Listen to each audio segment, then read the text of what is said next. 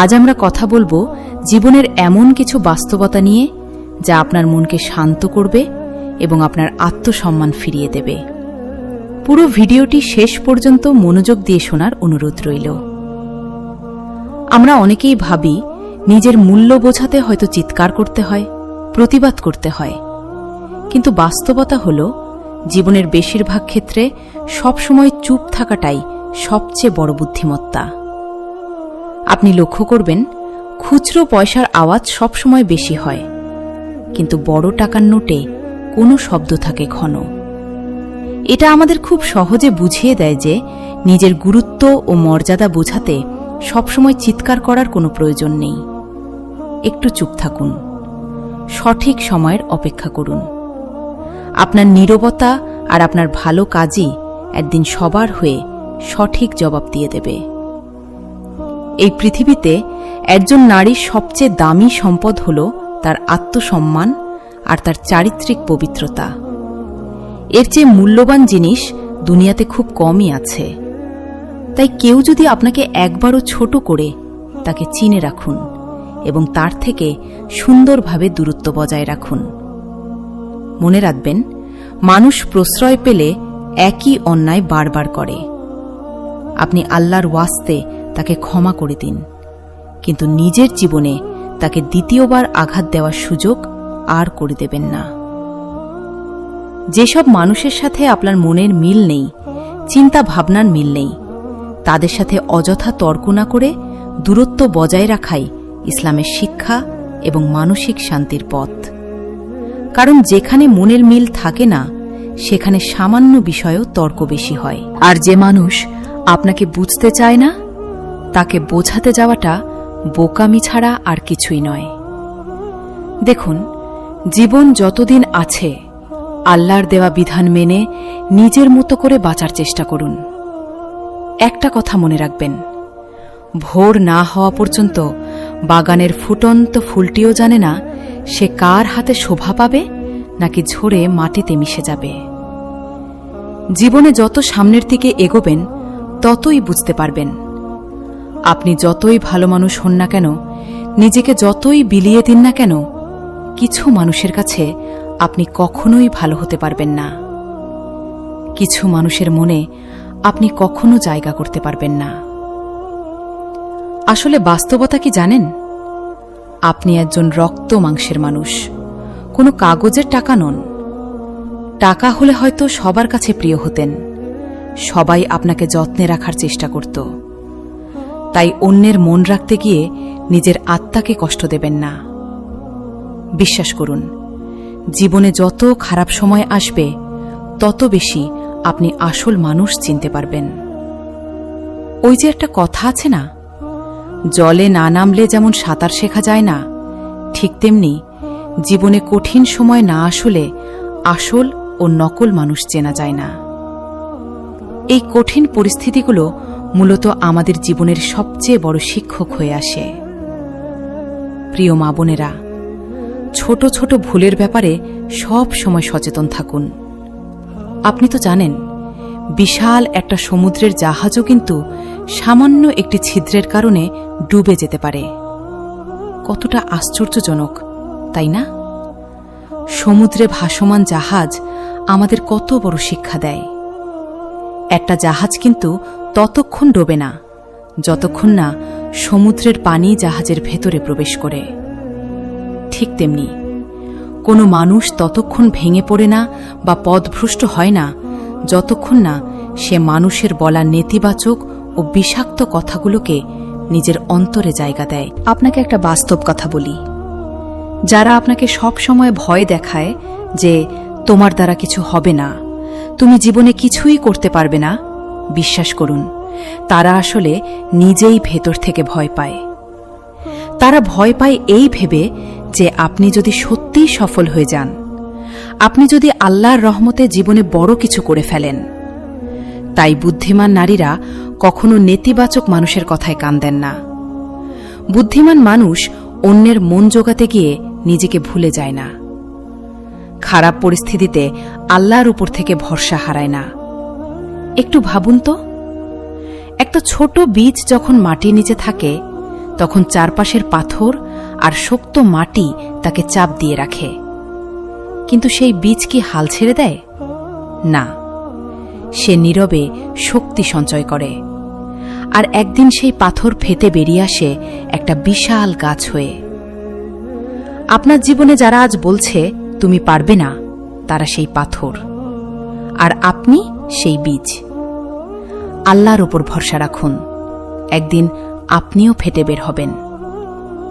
জীবনের আরেকটি কঠিন সত্য কি জানেন?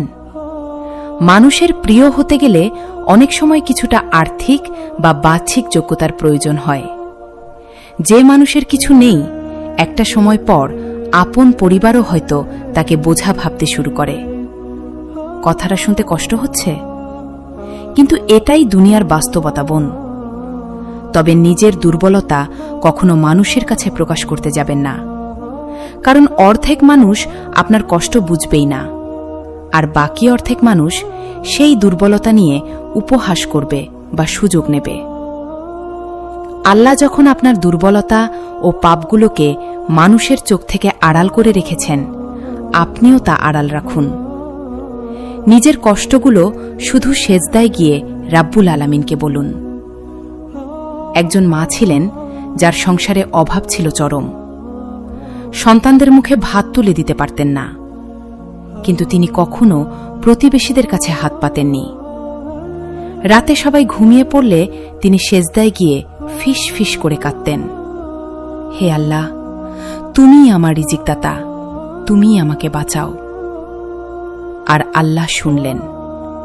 অচিরেই এমন একটা রাস্তা খুলে গেল যা তিনি কল্পনাও করেননি। বোন, মানুষের কাছে হাত পাতলে সম্মান কমে, কিন্তু আল্লাহর কাছে হাত তুললে সম্মান বাড়ে। নিজের বাহ্যিক রূপের চেয়ে নিজের চরিত্র ও আখলাককে সুন্দর করুন। মানুষ বাহ্যিক সৌন্দর্যের প্রতি আকৃষ্ট হয় ঠিকই, কিন্তু সেই রূপ বয়সের সাথে সাথে একদিন ম্লান হয়ে যাবে, ধ্বংস হয়ে যাবে। কিন্তু একজন নারীর সুন্দর চরিত্র, তার লজ্জা ও ঈমানের প্রশংসা যুগ যুগ ধরে বেঁচে থাকে। পৃথিবীর ইতিহাসে বহু মহীয়সী নারী আছেন যাদের রূপ নয়, তাদের চরিত্র ও তাকওয়াকে মানুষ আজও শ্রদ্ধা ভরে স্মরণ করে। মা খাদিজা রাদিয়াল্লাহু কথা ভাবুন। আজ 1400 বছর পরও আমরা তাকে ভালোবাসি, তার রূপের জন্য নয়, তার চরিত্র, তার ত্যাগ, তার ঈমানের জন্য। একটা ফুল কয়েকদিন পর শুকিয়ে যায়, কিন্তু একটা সুগন্ধি চিরকাল মনে থাকে। আপনার চরিত্রই সেই সুগন্ধি। যদি কখনো বুঝতে পারেন আপনি ভুল পথে বা ভুল কোনো সম্পর্কে জড়িয়ে পড়েছেন, তবে দেরি না করে দ্রুত ফিরে আসুন। যেমন ভুল ট্রেনে উঠলে পরের স্টেশনেই নেমে যেতে হয়, ঠিক তেমনি ভুল পথ থেকে যত দ্রুত ফিরে আসবেন, আপনার জীবনের ক্ষতি তত কম হবে। শয়তান বলবে, এখন তো অনেক দূর চলে এসেছ, ফেরা সম্ভব না। কিন্তু আল্লাহ বলেন, ফিরে এসো, আমি ক্ষমা করব। মনে রাখবেন, জীবনে ভালো থাকতে হলে দুই ধরনের মানুষ থেকে দূরে থাকা খুব জরুরি। প্রথমত, যে মানুষ সব সময় নিজের ইচ্ছামতো কথা বলে, আর দ্বিতীয়ত, স্বার্থপর মানুষ, যে কেবল নিজের প্রয়োজনেই আপনার খোঁজ নেয়। দিন শেষে আপনি বুঝতে পারবেন, খুব কম মানুষই সত্যিই আপনার আপন ছিল, বাকিরা শুধু আপন হওয়ার অভিনয় করেছিল। আর দিন শেষে নিজের আমল আর নিজের অস্তিত্ব ছাড়া সবচেয়ে আপন আর কাউকে পাবেন না। মানুষের জীবনে বিভিন্ন ধরনের কষ্ট আসতে পারে। অভাবের কষ্ট, শারীরিক অসুস্থতা, মানসিক যন্ত্রণা কিংবা পারিবারিক কলহ। কিন্তু এই সমস্ত কঠিন পরিস্থিতিতে আমাদের প্রথম ও প্রধান দায়িত্ব হল সবর বা ধৈর্য ধারণ করা। ধৈর্য ধরা মানে কিন্তু দুর্বলতা নয়। কেউ আপনাকে একটা মন্দ কথা বলল আর আপনি তাকে দুটো কটু কথা শুনিয়ে দিলেন, এটা কিন্তু সবুর নয়। কেউ আপনাকে আঘাত করল আর আপনি সোশ্যাল মিডিয়ায় স্ট্যাটাস দিয়ে প্রতিশোধ নিতে চাইলেন, এটাও সবুর নয়। সামান্য পারিবারিক ঝামেলা সহ্য না করে সঙ্গে সঙ্গে বিচ্ছেদের মতো চরম সিদ্ধান্ত নিয়ে ফেলা, এটাও ধৈর্য নয়। আল্লাহ তাআলা পবিত্র কোরআনে বলেছেন, নিশ্চয়ই আল্লাহ ধৈর্যশীলদের সাথে আছেন। জীবনের প্রতিটি পদক্ষেপে একটু মেনে নেওয়া, কিছুটা মানিয়ে নেওয়া এবং আল্লাহর ওপর তাওয়াক্কুল করে সঠিক সময়ের অপেক্ষা করার নামই তো ধৈর্য। চুপ থাকার মধ্যে যে মানসিক শান্তি আছে তা অতিরিক্ত কথা বলার মধ্যে কখনো পাওয়া যায়। আপনি যখন কম কথা বলবেন তখন আপনার ভুল কম হবে, আপনার শত্রু কম হবে এবং আপনার অন্তরে সবুরের আলো জ্বলবে। বাইরের মানুষ আঘাত দিলে যতটা না কষ্ট লাগে তার চেয়ে 1000 গুণ বেশি কষ্ট লাগে যখন নিজের খুব কাছের কোনো মানুষ আঘাত দেয়, কারণ তাদের প্রতি আমাদের প্রত্যাশা অনেক বেশি থাকে। তাই মানুষের ওপর থেকে প্রত্যাশা কমিয়ে নিজের সব আশা ও ভরসা একমাত্র মহান আল্লাহর উপর রাখুন। কারণ মানুষ আপনাকে ধোঁকা দিতে পারে, কিন্তু আপনার রব কখনো আপনাকে নিরাশ করবেন না। জীবনে সুখী হওয়া মানে শুধুই প্রচুর টাকা পয়সা থাকা নয়। টাকা জীবনকে সহজ করতে পারে, কিন্তু মনের ভেতরে শান্তি এনে দিতে পারে না। অনেক ধনী মানুষকেও রাতে ঘুমের ওষুধ খেয়ে ঘুমাতে হয়, আবার অল্প আয়ের অনেক পরিবারকে আল্লাহর শুকরিয়া আদায় করে পরম শান্তিতে দিন কাটাতে দেখা যায়। তাই অল্পতেই সন্তুষ্ট থাকতে শিখুন। পরিস্থিতি যতই প্রতিকূল হোক না কেন, বিশ্বাস রাখুন, কষ্টের পরেই কিন্তু স্বস্তি আসে। অন্ধকার রাতের পরেই উজ্জ্বল সকালে সূর্য ওঠে। তাই সবর করুন এবং আল্লাহর প্রতি কৃতজ্ঞ থাকুন। প্রিয় দর্শক, আজকের এই কথাগুলো যদি আপনার মনের কোথাও একটুও নাড়া দিয়ে থাকে, তবে ভিডিওটিতে একটি লাইক দিন এবং কমেন্ট করে আপনার মূল্যবান মতামত জানান। আপনার একটি শেয়ার হয়তো অন্য কোনো বোনকে নতুন করে বাঁচার প্রেরণা দিতে পারে। ইসলামিক ও জীবন ঘনিষ্ঠ এমন আরও সুন্দর সুন্দর অনুপ্রেরণামূলক ভিডিও পেতে আমাদের মুসলিমা স্টোরি চ্যানেলটি এখনই সাবস্ক্রাইব করে পাশে থাকা বেল আইকনটি বাজিয়ে রাখুন। আল্লাহ আমাদের সবাইকে উত্তম চরিত্র ও সবুর করার তৌফিক দান করুন। আমিন।